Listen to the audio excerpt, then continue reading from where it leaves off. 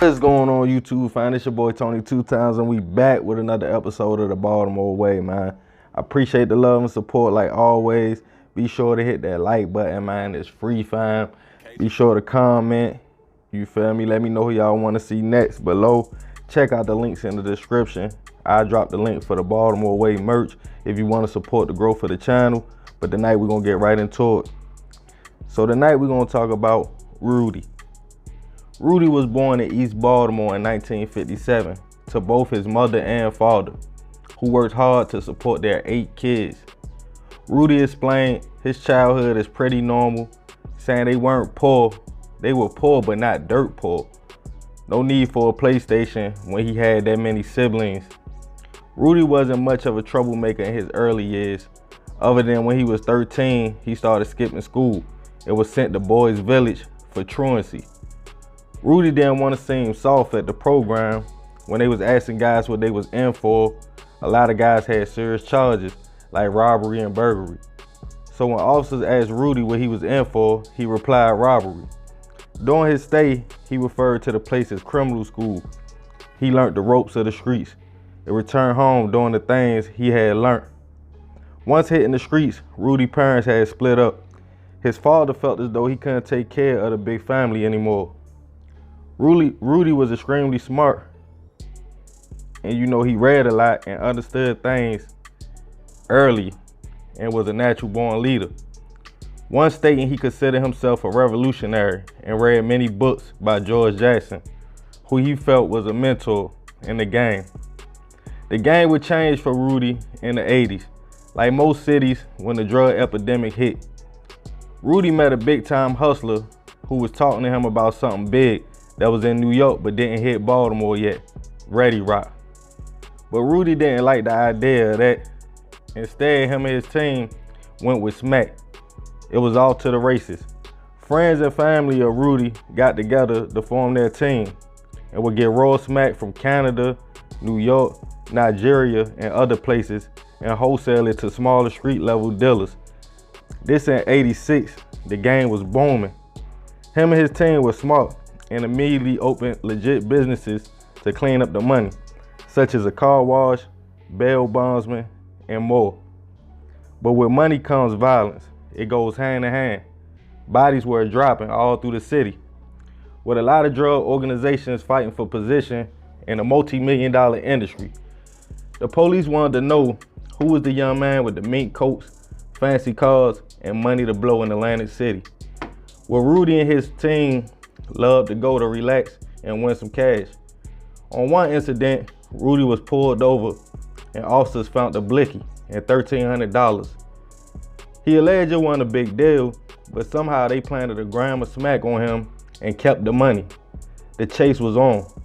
BCPD alleged the gang was extremely violent and pushed up on other dealers to control the narcotic trade in the city and intimidated witnesses.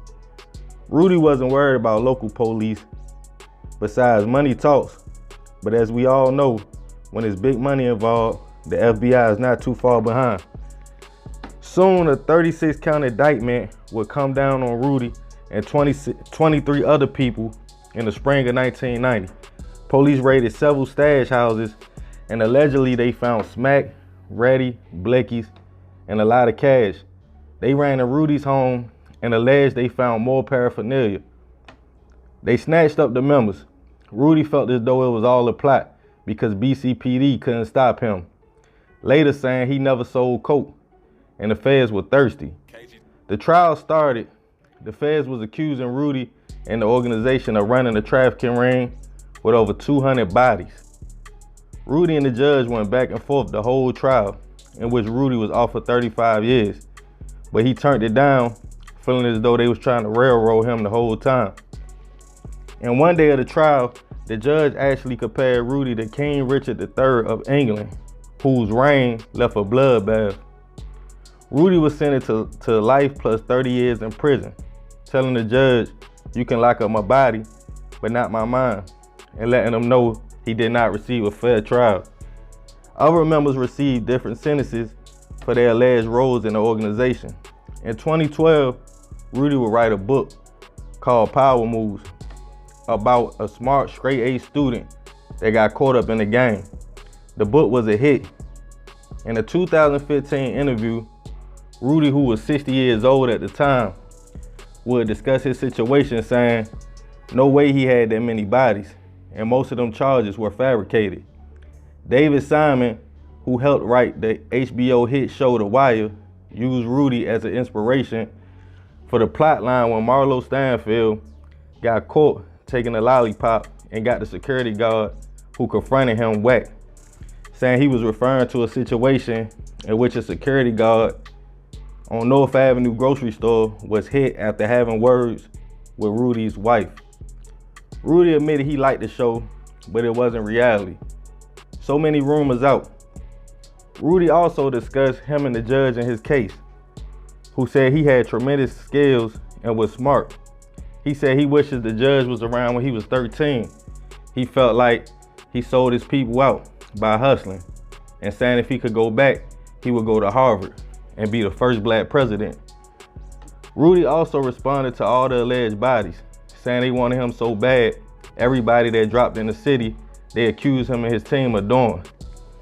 Also telling a reporter how he stopped a lot of hits and beef, something the police could never do, only someone in the trenches would respect. He continued to say, I saved lives.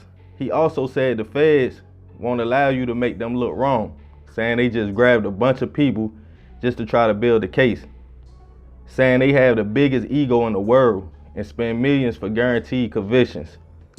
Rudy stated how they painted him as a vicious, bloodthirsty, ready rock pusher, in which he stated was false.